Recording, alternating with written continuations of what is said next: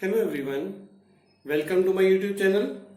आज इस क्लास में 11th क्लास का एक चैप्टर शुरू करेंगे जिसका नाम है अकाउंटिंग इक्वेशन।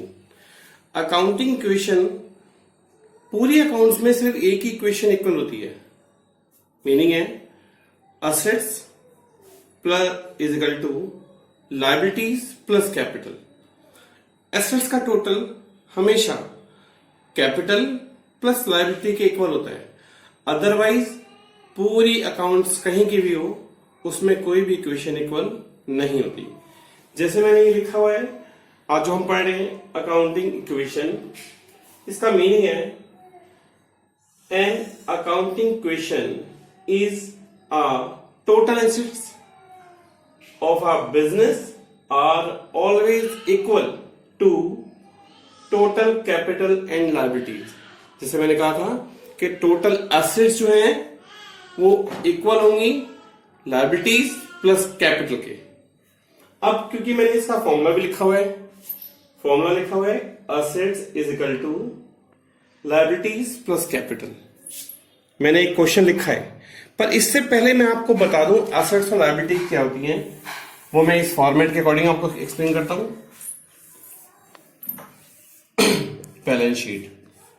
बैलेंस शीट की दो साइड होती है। पहली होती है लायबिलिटीज, अमाउंट, एसेट्स और अमाउंट। एसेट्स हमारे पास जितनी भी प्रॉपर्टी है, प्रॉपर्टी कैश, मशीनरी, फर्नीचर, जो हमारे पास जिसमें हम ये कह सकते हैं इस पे हमारा अधिकार है, वो हमारी प्रॉपर्टी है जिन्हें हम रीसेल भी कर सकते हैं।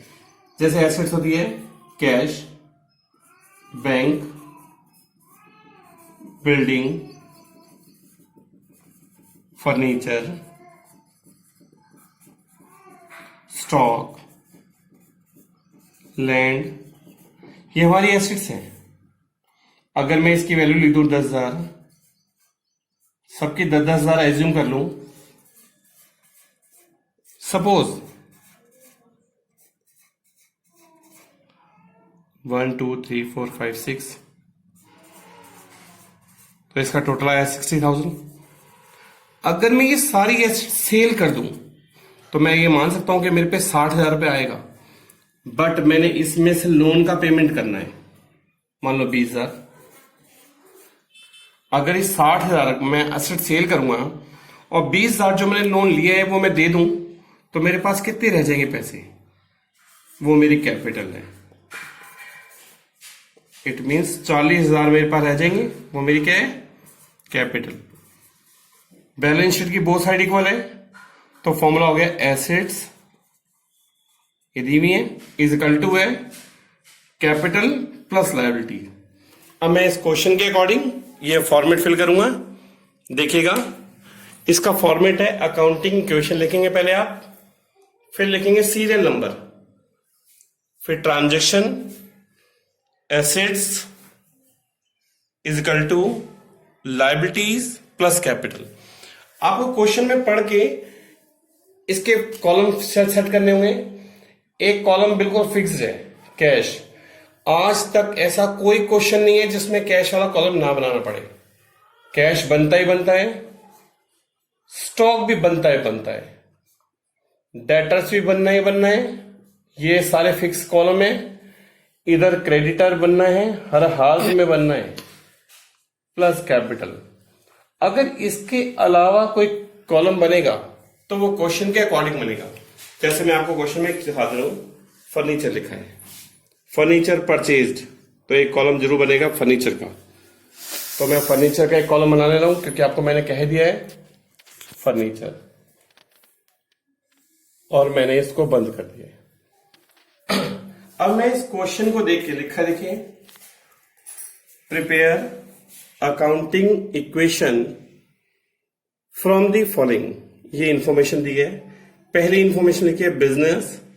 ये क्वेश्चन गिवन है जो आपके पास गिवन होगा, और मैंने लिखा है बिजनेस स्टार्टेड विथ कैश ₹50,000 और गुड्स ₹50,000। तो ये पूरी लाइन में यहां से पूरी लाइन ये वाली मैं कॉपी कर लूंगा और यहां ट्रांजेक्शन लिख दूंगा 1 transaction business started with cash rupees 50,000 and goods rupees 50,000। अगर मैं ये पूरी ट्रांजेक्शन को देखूं तो मैं एक बात कह सकता हूं कि बिजनेस स्टार्ट करते समय जो कंपनी का ओनर है उसने बिजनेस स्टार्ट करने वाले को 50,000 रुपए दिए कि बिजनेस स्टार्ट कर लीजिए, इसलिए बिजनेस में कैश बढ़ गया, और साथ में 50,000 रुपए का स्टॉक दिया जिसे हम गुड्स कह रहे हैं, गुड्स वो दिया। इससे डेटर्स नहीं बढ़ेंगे, इससे फर्नीचर भी नहीं बढ़ेगा, इससे क्रेडिटर भी नहीं बढ़ेगा, और क्योंकि मैंने फॉर्मूला लिखा है ये दोनों इसके इक्वल होते हैं, यानी इसका टोटल इनके इक्वल होना चाहिए। ऐसे 50,000 और 50,000 हो गया 1 लाख।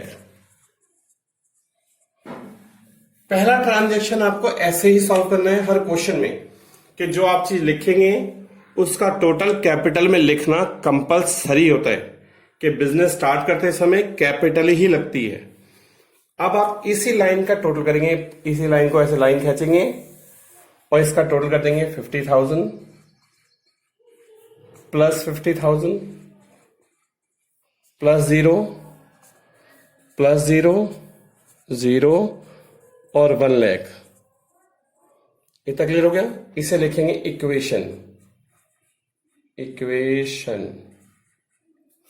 अब दूसरा ट्रांजेक्शन लिखेंगे। देखिए लिखा है goods purchased for cash rupees 10,000। तो ये पूरी लाइन में ऐसे यहां से नोट कर लूंगा, इसमें यहां नोट करूंगा, नंबर 2 डालूंगा, लिखेंगे goods purchased for cash rupees 10,000। अगर 10,000 रुपए का मैंने गुड्स परचेज किया है तो आप देखिएगा गुड्स परचेज करते समय हम क्या चीज उस पर्सन को देंगे और हम पे क्या चीज आएगी। अगर मैंने गुड्स परचेज किया होगा तो मेरे पास गुड्स आ गया और कैश मेरे पास से चला गया, तो कैश कितना कम हो गया मेरे पास से? देखिए कैश 10,000 कम हो गया क्योंकि मैंने गुड्स परचेज किया है ना, तो कैश कम हो जाएगा। पर बढ़ेगा क्या मेरे पास? 10,000 का गुड्स बढ़ जाएगा। इससे ना तो डेटर बढ़ेगा, ना फर्नीचर बढ़ेगा, ना क्रेडिटर बढ़ेगा और ना ही कैपिटल बढ़ेगी। इस कैपिटल पे इफेक्ट पड़ता है किस किस का? प्रॉफिट और लॉस का। अगर प्रॉफिट होगा तो जोड़ेंगे और लॉस होगा तो माइनस करेंगे। ऐसे ही एक्सपेंसेस होंगे तो माइनस करेंगे और इनकम हो जाएगी तो प्लस करेंगे। पर इसका कोई इफेक्ट नहीं पड़ा। अब हम इसका एडिशन कर लेंगे। 50 में से 10,000 गए 40,000 प्लस 50 में से 10,000 गए 40,000 सॉरी 50 में 10,000 जोड़ लेंगे तो हो जाएगा 60,000 प्लस 0 प्लस 0 0 और इसका टोटल आएगा 1 लाख। अभी भी देख लिए इक्वल के इधर 1 लाख है और इक्वल के इधर भी कितना है? 1 लाख ही है। बोथ साइड इक्वल होनी चाहिए क्योंकि assets is equal to liability plus capital होनी चाहिए, यानी बोथ साइड इक्वल है तो इसकी भी बोथ साइड इक्वल होनी चाहिए। इधर का टोटल करते जाइएगा 1 लाख है, उधर का भी टोटल 1 लाख है। पर ये जो इक्वेशन आएगी इसे लिखेंगे न्यू इक्वेशन। New equation. पर फर्स्ट टाइम जो लिखते हैं वो क्या लिखते हैं? इक्वेशन। अब क्योंकि पहला ट्रांजेक्शन लिया दूसरा लिख लिया, अब तीसरा लिखेंगे। देख के furniture purchased for cash rupees 5,000। Furniture purchase किया है तो लिखें यहां पे furniture purchased for cash rupees 5,000। 5,000 रुपए का अगर हम फर्नीचर परचेज करेंगे तो हमारे पास से 5,000 रुपए कम हो जाएंगे। आपको पता है अगर हम फर्नीचर खरीदते हैं तो हमारे पास से कैश कम हो जाता है, पर उसके बदले हमारे पास आता क्या चीज है? स्टॉक तो आता नहीं है, डेटर भी नहीं आता। ये कॉलम किसे पड़ेगा? फर्नीचर में। इजिकल टू ये भी 0 और ये भी 0। देख लीजिए, अगर मैंने फर्नीचर परचेज किया है तो इसका इफेक्ट कहां कहां पड़ेगा। अगर फर्नीचर खरीदा है तो कैश क्या हो जाएगा? कम हो जाएगा, माइनस कर दिया। पर बढ़ेगा कहां हमारे पास? फर्नीचर बढ़ जाएगा। तो टोटल आया 35,000 plus 60,000 plus 0 plus 5,000 is equal to 0 और 1 लाख। हर बार चेक करते रहिएगा कि इसका टोटल इजिकल टू इसका टोटल इक्वल होना चाहिए। इसको लिखेंगे क्या? New equation. अब 4 transaction. Paid for rent ₹1,000। Fourth है पेड फॉर रेंट ₹1,000। और 1,000 रुपये अगर हम किराया देंगे किसी आदमी को तो हमारे पास से क्या कम हो जाएगा? कैश कम हो जाएगा। इससे ना तो स्टॉक बढ़ेगा, ना डेटर बढ़ेंगे, ना फर्नीचर बढ़ेगा, ना ही क्रेडिटर। पर देखिए, रेंट देना हमारे लिए एक्सपेंसेस है। हमारे लिए क्या है? एक्सपेंसेस है। तो एक्सपेंसेस से क्या कम हो जाती है? कैपिटल कम हो जाती है। मैंने कहा था कि इन चारों से कैपिटल कम होगी या बढ़ेगी। ये मेरा एक्सपेंसेस है तो इससे कैश क्या, कैपिटल क्या हो जाएगी? 5,000 से कम हो जाएगी, सॉरी 1,000 से। अब इसका टोटल कर देंगे फिर से वैसे ही। इसका टोटल आया 34,000 plus 60,000 plus 0 plus 5,000 is equal to 0 और ये बचा 99,000। आप चेक कर लीजिए, इसका टोटल इक्वल होना चाहिए। इसे लिखेंगे हम लोग न्यू इक्वेशन। ऐसे हम नेक्स्ट कॉपी करेंगे। Commission receive ₹4,000। फिफ्थ कंडीशन है ये, कमीशन रिसीव ₹4,000। अगर 4,000 रुपये कमीशन मिलेगा तो हमारे पास से क्या बढ़ जाएगा? कमीशन मिलता है हमें तो हमें अपना पैसा आता है तो कैश बढ़ जाएगा 4,000 से। प्लस ना डेटर बढ़ेगा, ना स्टॉक बढ़ेगा, ना फर्नीचर, ना क्रेडिटर। देखिए, ये हमारा प्रॉफिट है, इनकम कह सकते हैं आप इसे। कमीशन हमारी इनकम है तो हमारी इनकम से कैपिटल क्या हो जाती है? प्लस हो जाती है। फिर इसका टोटल कर देंगे। इसका टोटल है 38,000 plus 60,000 plus 0 plus 5,000 is equal to 0। यहां आ गया 1,03,000। इसके बाद नेक्स्ट लिखा है goods costing ₹4,000 sold at a profit 20%।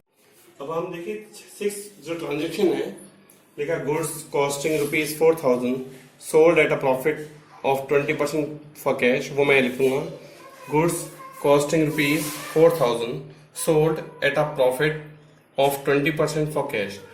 तो 4,000 रुपए का अगर हम सामान सेल करेंगे तो हमारे पास से 4,000 रुपए चले जाएगा। इट मीन्स इससे जो कम होगा वो क्या होगा? स्टॉक कम हो जाएगा। क्लियर? अगर हम 4,000 रुपए का सामान सेल करेंगे तो हमारे पास से 4,000 रुपए का सामान तो जाएगा, तो स्टॉक क्या हो जाएगा? इससे 4,000 रुपए कम हो जाएगा। क्लियर? इस 4,000 को बेचने के लिए कितना परसेंट प्रॉफिट होगा? 20%। तो 4,000 का 20% कितना हुआ?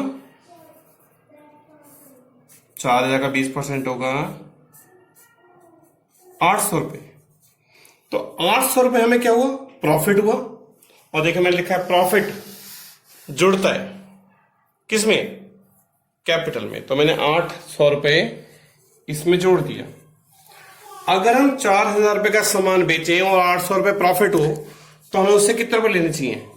4800। पर वो लिखा है वो फॉर कैश सामान बेचा है, तो हम पे 4800 रुपीज आएगा। एक बार फिर से क्लियर कर रहा हूं, 4,000 रुपए का सामान सेल किया है तो स्टॉक कम हो गया। उस 4,000 पे 20% प्रॉफिट हुआ है 800 रुपए, और प्रॉफिट किसमें जुड़ता है? कैपिटल में। तो 4,000 का सामान और 800 प्रॉफिट, तो हमारे पास कितने रुपए आ जाएंगे? 4800, वो कैश में जुड़ जाएगा। अब फिर आप किसका टोटल कर देंगे? तो इसका टोटल आएगा 42,800 माइनस हो जाएगा, इसमें कितना बचेगा? यहाँ पे 56,000 plus 0 plus 5,000 is equal to 0, और यहां हो जाएगा 103,800। इसको लिखेंगे न्यू इक्वेशन। इसके बाद ट्रांजेक्शन का purchase goods on credit 7th है, गुड्स परचेज ऑन क्रेडिट ₹10,000। अगर 10,000 रुपए का सामान परचेज करेंगे तो हमारे पास 10,000 रुपए का स्टॉक बढ़ जाएगा क्योंकि उधार खरीदा है, उधार हमने उससे रुपए हमने परचेज किया तो हमें उसे 10,000 रुपए देने हैं। तो जब हम सामान उधार खरीदते हैं तो बढ़ते हैं क्रेडिटर। क्या बढ़ते हैं बच्चों? क्रेडिटर। और किसी पे कोई इफेक्ट नहीं पड़ेगा इसका।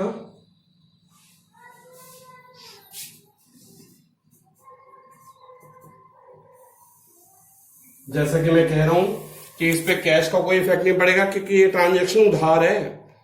उधार सामान खरीदते हैं तो स्टॉक बढ़ता है, बट वो लोग बढ़ जाते हैं जिन्हें हमने पैसे देने हैं, तो वो होते हैं क्रेडिटर।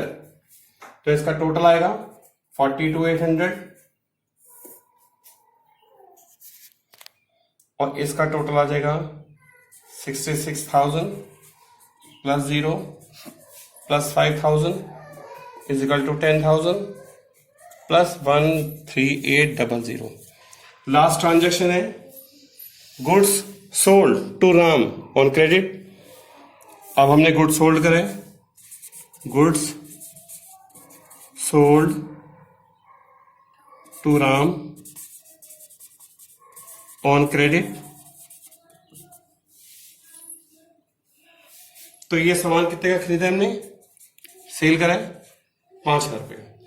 अगर 5,000 रुपए का सामान बेचते हैं तो हमारे पास से सामान चला जाता है, यानी स्टॉक कम हो गया। पर जिनसे हम उधार बेचते हैं, सेल करते हैं, जिन्हें हम बेचते हैं वो हमारे होते हैं डेटर्स। कौन होते हैं? डेटर्स। तो डेटर वाली लाइन में 5,000 रुपए ऐड हो जाएगा, बाकी किसी पे कोई इफेक्ट नहीं पड़ेगा। और इसका टोटल कर देंगे 42,800 प्लस माइनस होकर 61 आएगा, plus 5,000 plus 5,000 is equal to 10,000 plus 1,03,800। और लास्ट वाली टोटल लिखते हैं फाइनल इक्वेशन। जैसे यहां लिखना मैंने छोड़ दिया था, न्यू इक्वेशन। लास्ट वाला देख लिए, goods sold to Ram on credit है, सामान सेल किया है तो स्टॉक कम हो जाएगा, और जिन्हें हम सेल करते हैं वो कौन होते हैं? हमारे डेटर्स। तो डेटर्स में प्लस हो जाएगा। इससे ना तो कैश आया है ना कैश गया है, इसलिए इसका इफेक्ट कहीं नहीं पड़ेगा। इसी तरह अकाउंटिंग इक्वेशन प्रिपेयर होती है। अगर आपको मेरा ये वीडियो बहुत इजीली क्लियर हो गया तो आप मेरे वीडियो को लाइक करें, शेयर करें और कमेंट करें और सब्सक्राइब करें, और जो बेल है आइकन उसे प्रेस करें। Thank you, have a nice day.